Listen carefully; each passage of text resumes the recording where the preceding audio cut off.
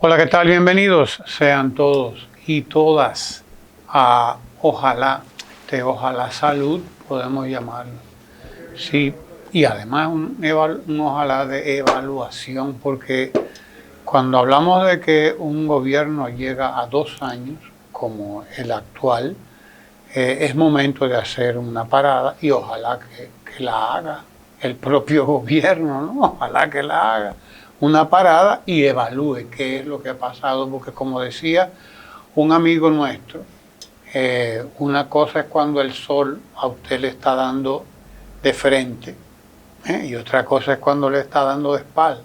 Así Cuando es. usted llega a los 2 años, un gobierno llega a los 2 años, ya el sol no le está dando de frente, Le está encima. comienza a darle de espalda porque ya lo tiene arriba.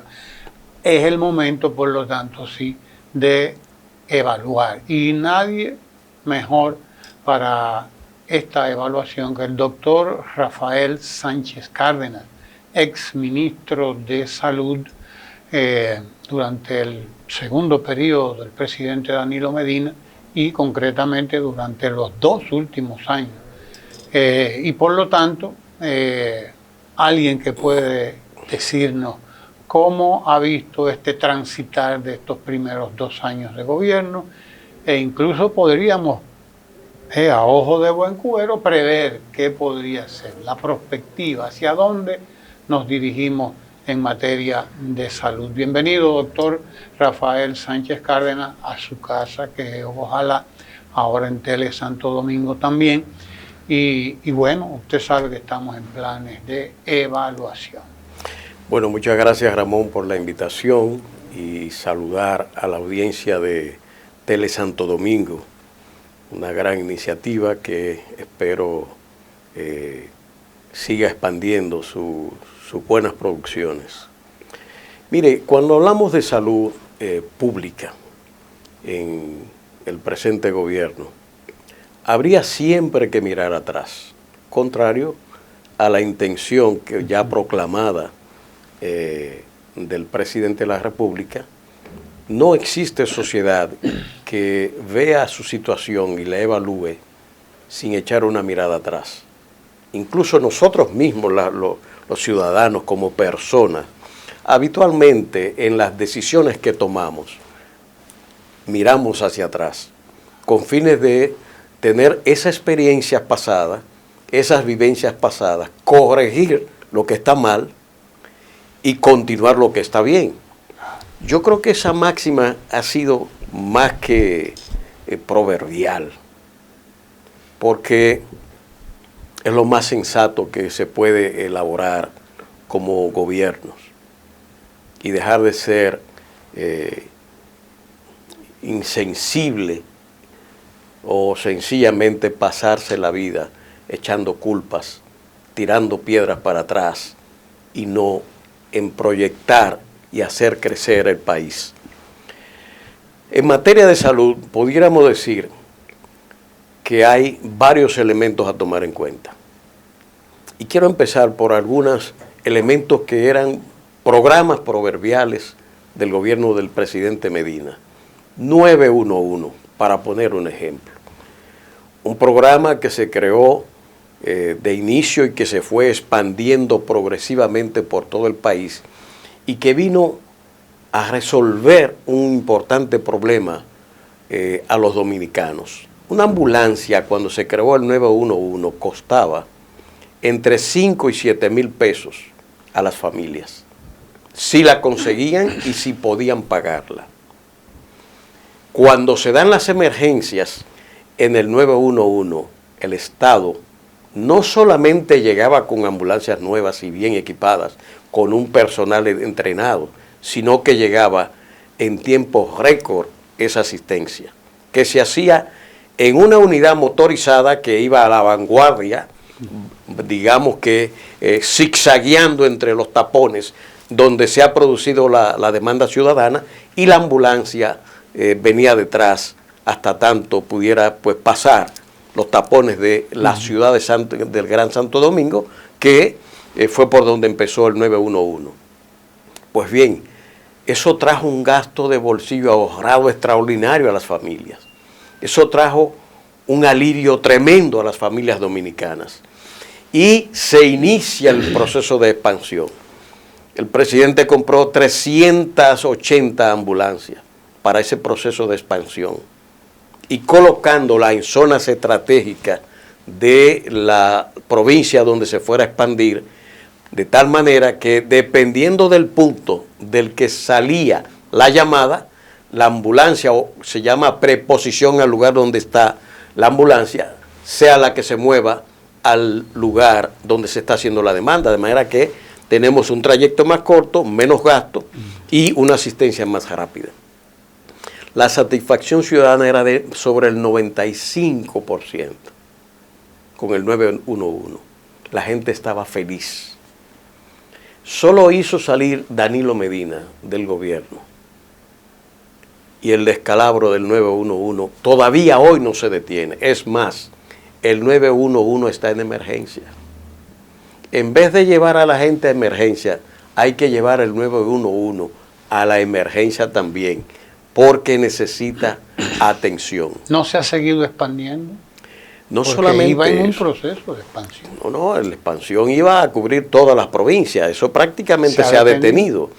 Y las únicas ambulancias que han llegado son las 30 que recientemente se entregaron al Servicio Nacional de Salud, celebradas además con una falsedad de que desde el 2012 no se traigan ambulancias. Vaya usted a ver.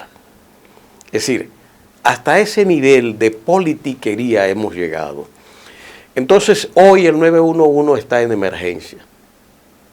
Llamar al 911 es vivir la incertidumbre de si llegará la atención o no.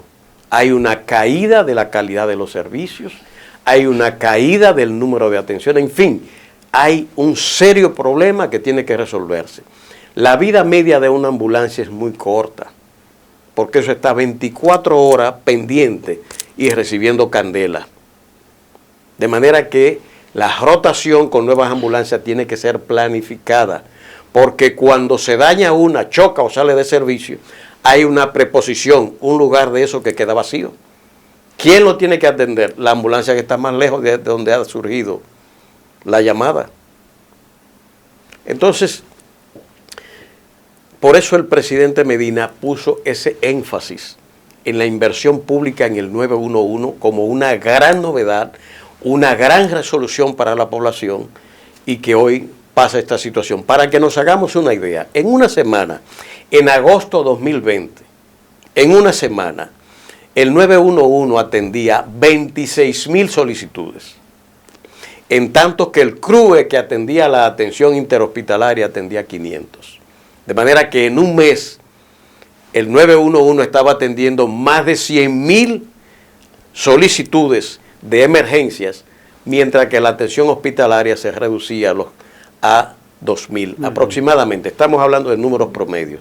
Esto nos da una idea cuantificada de por qué poner la inversión pública y la política pública del 911, porque allí está concentrada la gran demanda nacional.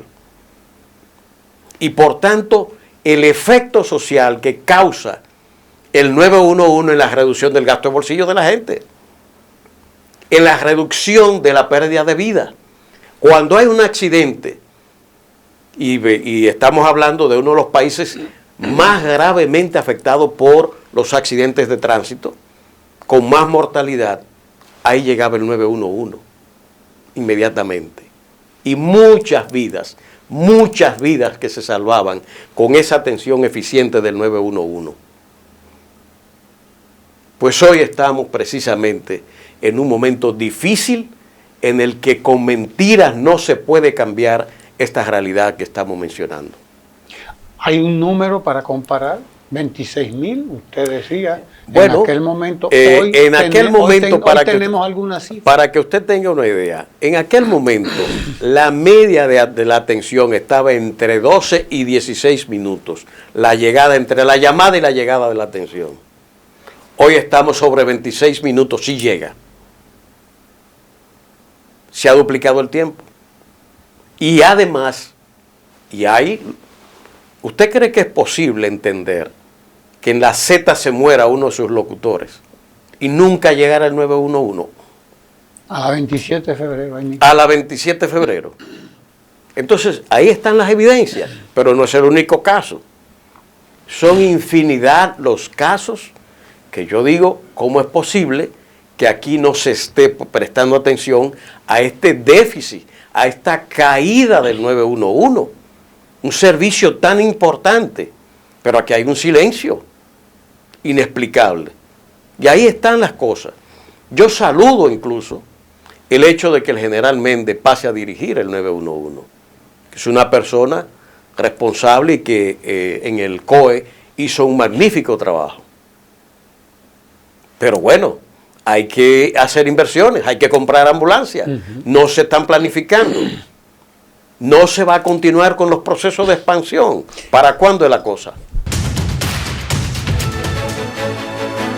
Tele Santo Domingo es cultura.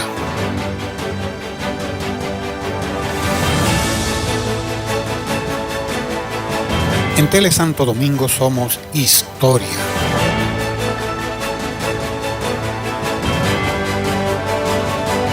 Tele Santo Domingo, televisión desde el centro del Caribe. Doctor, ese es el 911, un área icónica, es un ícono. Así es. Uno de los grandes logros de la gestión del expresidente Medina, pero sobre todo una de las grandes conquistas del pueblo dominicano, porque Totalmente. hay que verlo en términos de conquistas del pueblo. Ahora Así es. le llevo a otra área icónica también, paradigmática, modélica, pudiera decirse, de esas políticas. Promesecal. Hablemos de Promesecal, programa de medicamentos esenciales, porque cuando hablamos de eso, también como cuando hablamos del 911, estamos hablando de atención a la población más pobre, la que Así necesita. Promesecal. ¿Cómo evaluar a Promese? Porque veo que han regresado las filas a la farmacia del pueblo. Háblenos de eso. Bueno, aquí es otro de los problemas importantes en ese sentido. Y debo decir que el actual director es una persona decente, una persona capaz y que está tratando de hacerlo mejor. Pero ¿qué es lo que se constata? Y denunciado por el propio colegio médico, el desabasto de los hospitales. El desabasto de las boticas populares. Las filas que usted ve es porque cuando llegan los medicamentos la gente sale corriendo y está comprando, en vez del mes del tratamiento, se compra 2 y 3 meses. Por tanto se agotan. Y vuelve el reclamo posteriormente porque la demanda no está siendo adecuadamente satisfecha. Hay que aumentarle el presupuesto a Promese para que pueda suplir. Los hospitales están desabastecidos, es una queja. La gente lo sabe.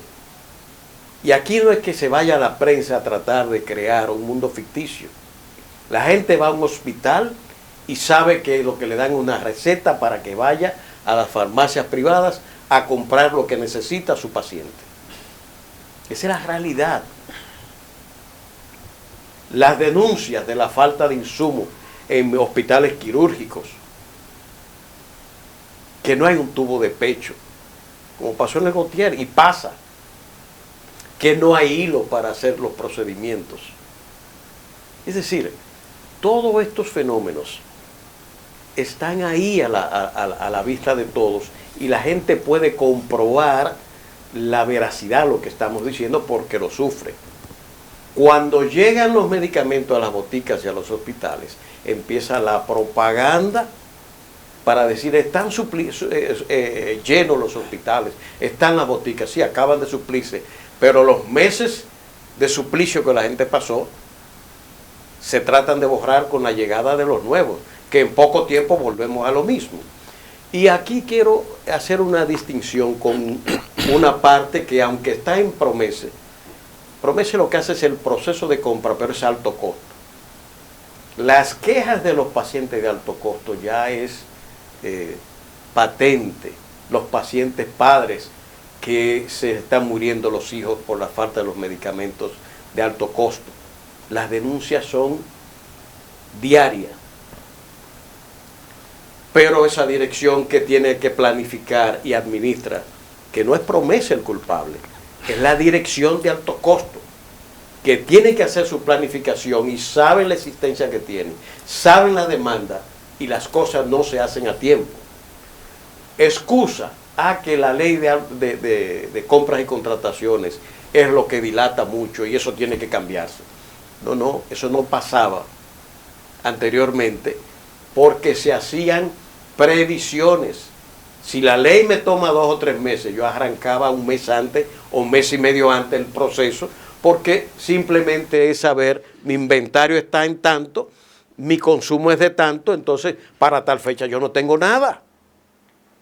Y se hacían entonces las compras a tiempo para evitar el hecho para el cual se crea el programa, el servicio a la gente.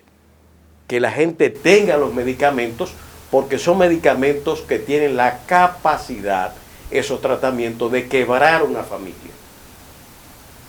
Ahí hay moléculas que valen 100.000, 200.000, 50.000 y que hay que estarla poniendo. ¿Y qué familia pobre puede cargar con eso? Conociendo eso, el presidente Medina creó ese programa con un alto poder humanitario, con 500 millones. Y cuando salimos ya estábamos en 2.800 millones. Fíjese usted cómo se va incorporando y llegando a cada vez más zona este programa y la cantidad de familias y pacientes que estaban desprotegidos de la sombrilla del Estado, sufriendo la muerte, el sufrimiento de sus pacientes o el deterioro muchas veces de estas enfermedades crónicas que han justificado y siguen justificando un programa de esta naturaleza. El alto costo necesita la atención y no puede ser presentado como un gran éxito por el gobierno actual. Eso no tengo la menor duda. La queja ciudadana está ahí de que se puede mejorar. Perfecto. Eso es lo que estamos sugiriendo. Esto no es por política como habitualmente se quiere reaccionar, sino porque es que ese es el papel de gobierno y ciudadanía, de oposición y gobierno, buscar la manera de que el servicio ciudadano que hay que prestar, los bienes y servicios, sean cada vez mejores. Y no es ocultando las realidades, es poniéndolas sobre la mesa.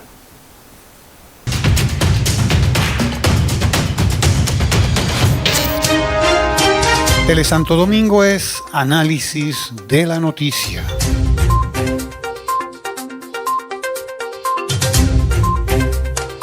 Telesanto Domingo es medio ambiente. Telesanto Domingo, televisión con sabor dominicano. Doctor, se estaba desarrollando un programa importante de remozamiento, de reconstrucción de decenas de hospitales y de clínicas, todo a nivel nacional. Es un programa que se desarrollaba a nivel nacional y se estaba también trabajando sobre todo con la atención primaria.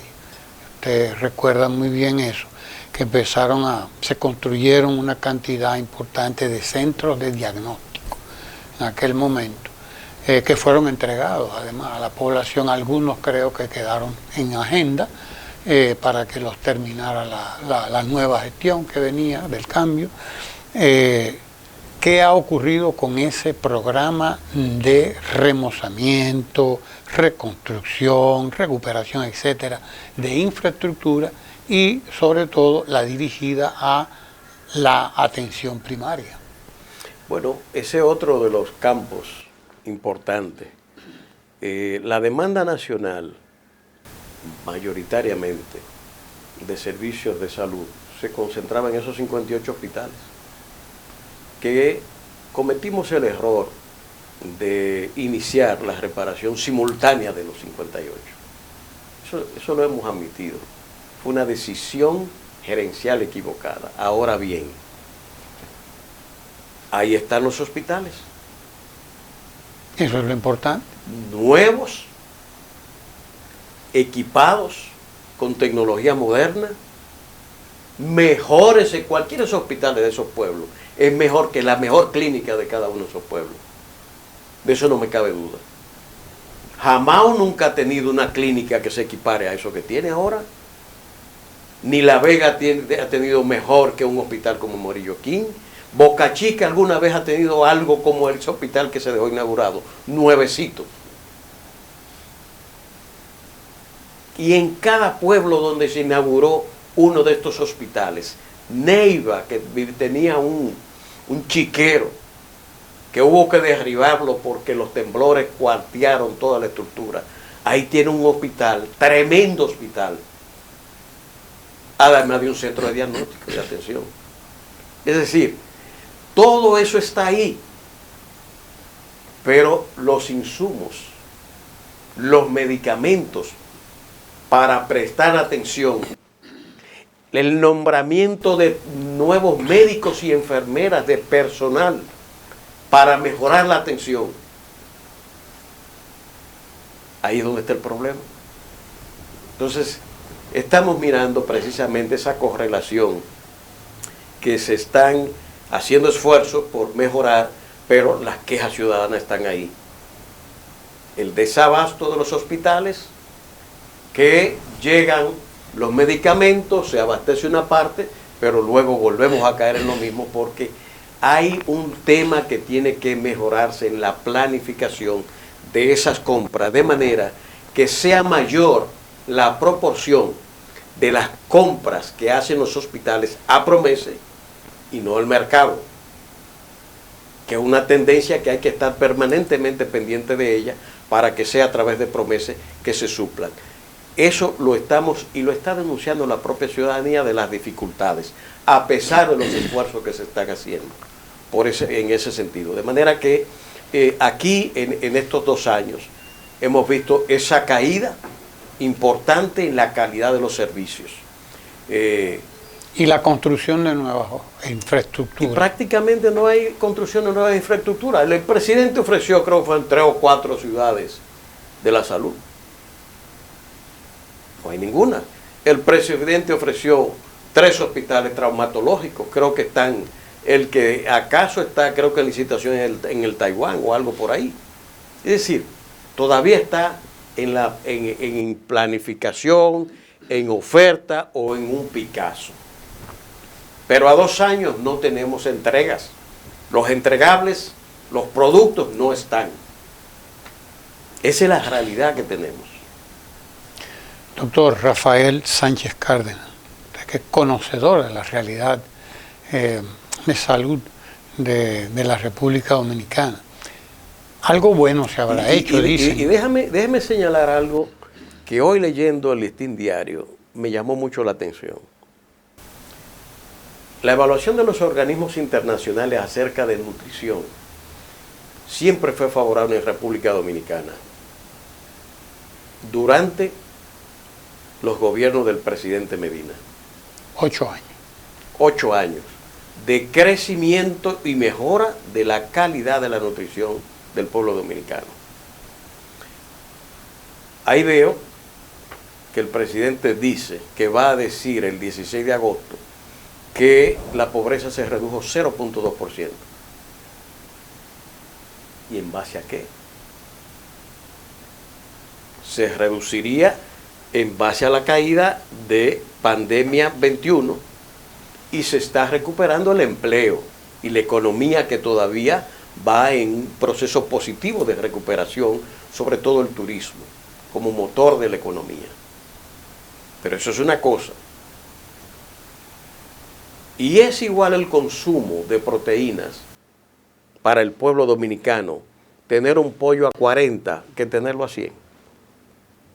O un huevo a 4 y tenerlo a 10. ¿Cuál es la proteína principal que consume el pueblo dominicano? El huevo y el pollo.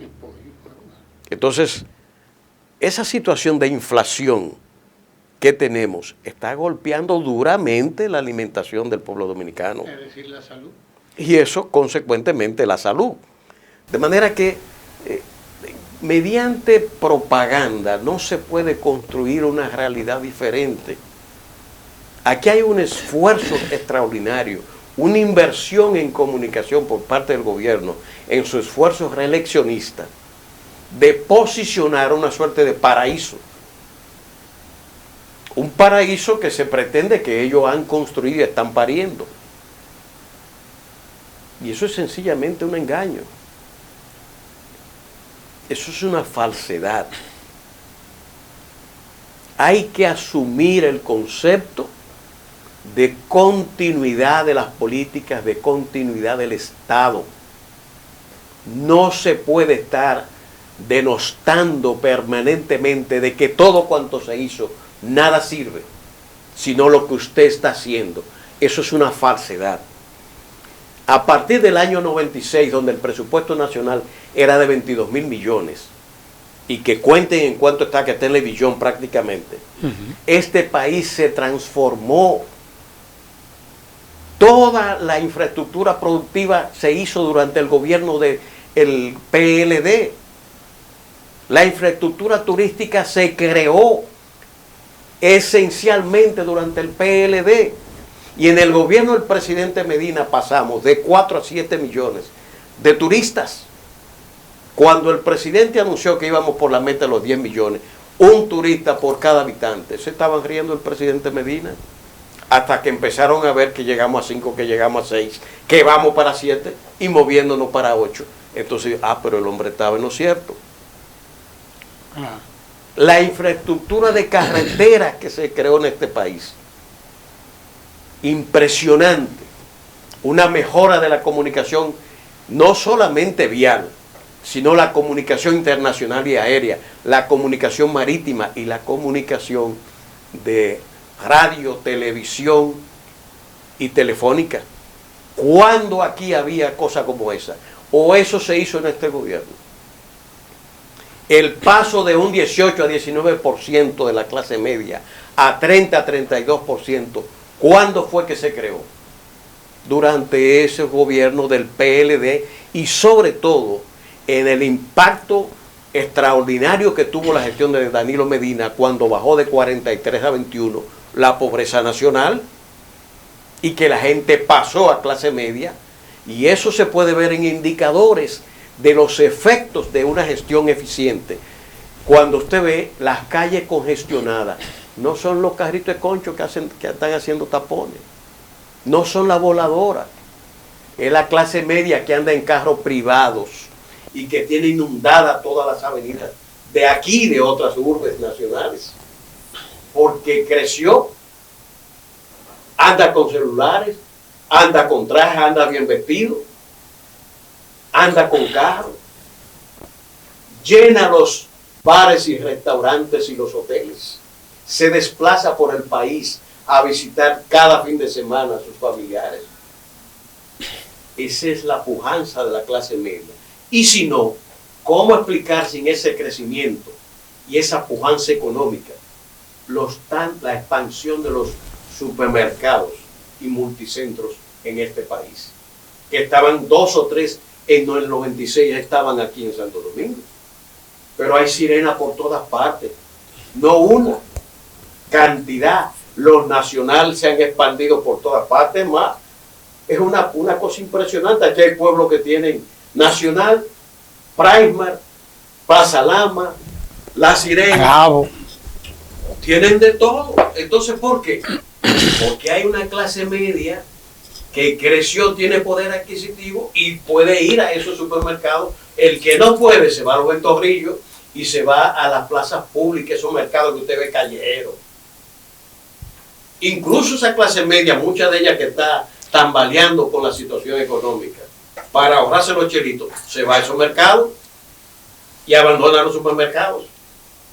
Doctor, el gobierno se solaza en su éxito en el manejo de la pandemia del COVID-19. Mire, la República Dominicana podemos decir que ha tenido éxito en el manejo.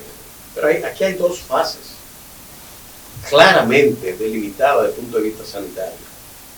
La fase inicial del COVID-19 y la fase posterior a la salida del presidente Medina, que trajo consigo las vacunas. En la primera fase, llena de desconcierto, del misterio del nuevo virus que había nacido en todo el mundo y de las medidas que había que tomar, en esas medidas el país organizó, planificó y dejó escrito la impronta de la contención del virus. Orientó a la población a tomar las medidas universales, medidas de salud pública, medidas epidemiológicas, medidas económicas de protección a aquellos que estaban siendo afectados en sus empleos y sus ingresos. Esa combinación integral de las políticas de contención del COVID-19 fueron establecidas en esa primera fase, desde la llegada del COVID hasta la salida del presidente Medina. Y que posteriormente, cuando se adquieren las vacunas, se expande el proceso por una buena parte de la población. Las vacunas son el gran aporte de este gobierno. Ese es su gran aporte. Cuando el gobierno Medina estaba, no habían vacunas.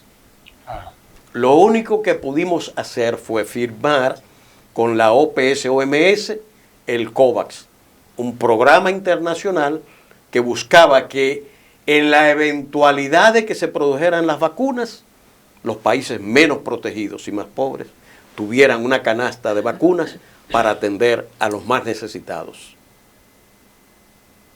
Ahí se da una situación de la que esos países fueron afectados.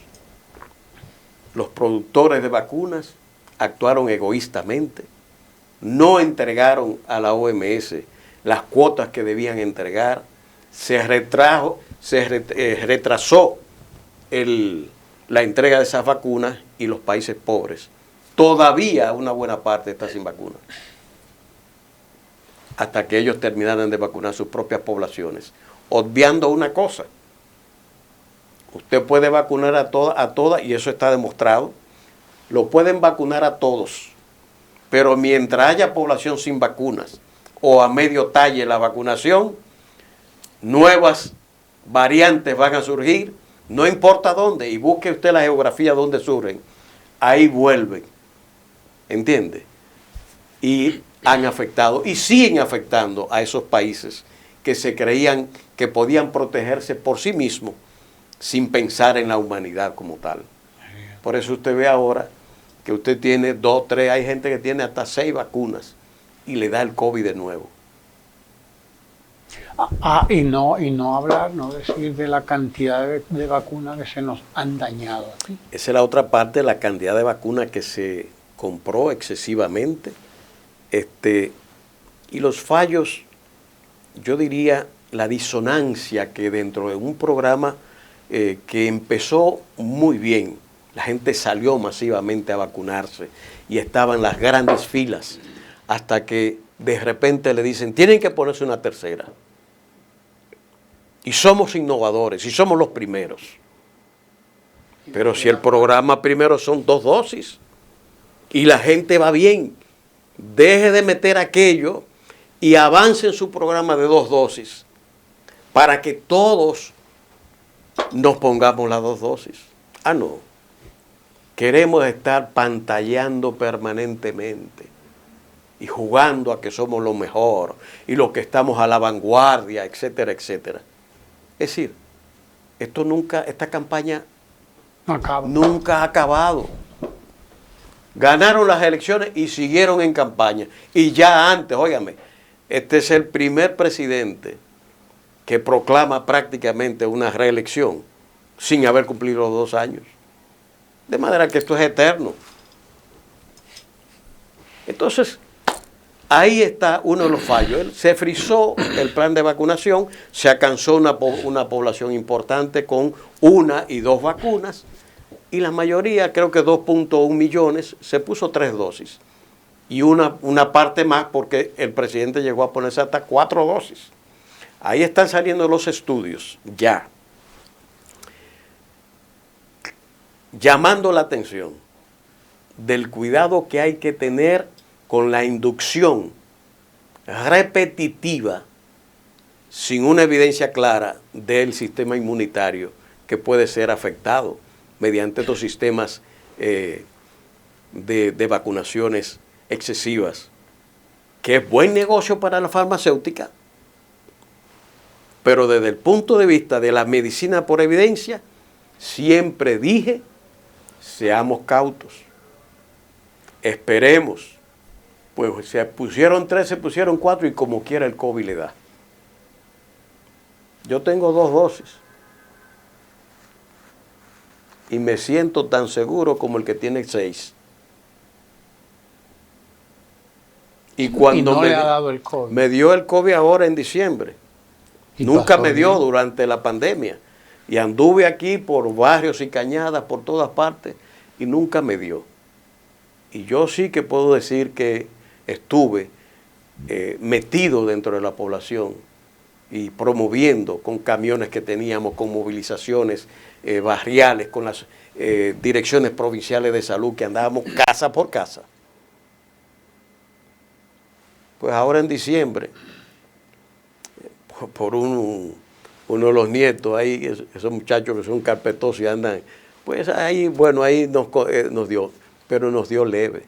Ahí me dio un dolor de espalda, salí positivo, a los 10 días ya estaba negativo y no tuve más nada. Y además con otro agravante, profesor, se había dentro de discursos propagandísticos que había era que la China era la mala y las otras eran las buenas. Y hay gente que salió de aquí y se fue a Miami a ponerse Pfizer y Moderna. Cuando llegó aquí la Pfizer, la gente se la ha puesto y lo que se pusieron China, lo que se pusieron Pfizer, lo que se pusieron Moderna, a todo le ha dado de nuevo el COVID prácticamente. Igual, y atenuado los efectos, salvo aquellos pacientes que tienen procesos crónicos. De manera que la pandemia y este proceso de contención, de planificación que se llevó a cabo, de educación, de comunicación para integrar a la respuesta la sociedad que se llevó a cabo, más las vacunas, están produciendo este efecto que usted ve de que ya estamos abriendo y hemos abierto la economía, la sociedad, pero se debe a eso. Continuidad de la acción del Estado. Lo que no se puede estar denostando lo que el otro hace, cuando usted lo único que ha hecho y principalmente es vacunar, porque la vigilancia epidemiológica y sanitaria se cayó, porque hasta votaron a la gran mayoría de la gente que tenía la experiencia en salud pública. De manera que esos son los hechos, tal objetivamente de las cosas. Hay una sinergia en los esfuerzos iniciales que se continúa con la vacunación y que han producido esta apertura que tenemos hoy. Esos son los hechos. Cada uno en su momento, cumpliendo con su deber y produciendo para la sociedad los beneficios de que hoy gozamos. Doctor Rafael Sánchez Cárdenas, ex ministro de Salud, gracias por estar aquí con nosotros. Usted está citado para que continuemos esta evaluación porque hay que continuar hablando de estos temas que son fundamentales. Estamos hablando de salud, no es cualquier cosa. Y se ha quedado un tema en su pregunta bueno, que habrá que considerar el tema de atención primaria. Claro. Un tema capital. Déjelo ahí para la próxima. Y que nosotros empezamos a hacer y sobre todo esta última parte que usted ha introducido también, lo de la vigilancia epidemiológica. Así es. Porque es muy importante lo que tiene que ver con el dengue, lo que tiene que ver con todas esas enfermedades. Bueno, hoy el día editorializaba para que se dejen de cuento y que salgan a descacharrizar. Exacto. Que salgan a eliminar los criaderos de mosquitos. Bien. Que eso es secuencial, esto es un país tropical. Exacto. Que salgan a fumigar, porque estamos ahora inundados. Estamos en un verdadero brote epidémico de dengue, Dengue. fuerte, Bien. que hay que prestarle atención. Ahí estamos entonces, ahí, Perfecto. ahí arrancamos en nuestro próximo encuentro aquí en Ojalá. Gracias por estar ahí con nosotros, gracias a usted, doctor Rafael Sánchez Cárdenas, y ya usted sabe, le esperamos en Tele Santo Domingo y Ojalá TV de nuevo.